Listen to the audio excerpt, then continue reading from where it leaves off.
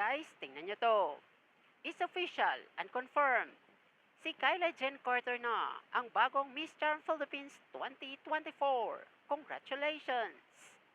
The Miss Philippines organization is very happy to announce the appointment of Kyla Jen Carter as Miss Charm Philippines 2024. She will represent the country in the upcoming Miss Charm pageant to be held in the United States on August 24 this year. Carter is a 27-year-old Philam with familial roots in Talisay, Cebu, and represented Northern California in the Miss Universe Philippines 2024 competition. She was one of the top 10 delegates who competed for the 4 titles in the Miss Philippines.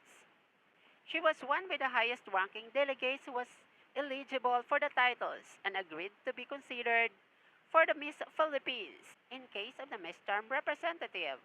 She was also needed already possesses a US visa in order to compete in the US.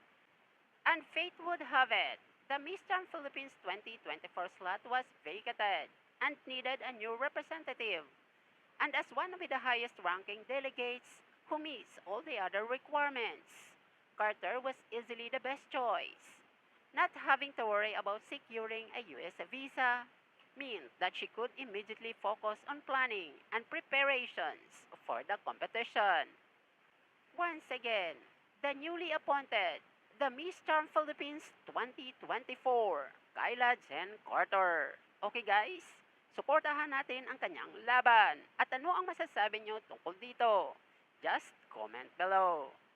Thanks for watching!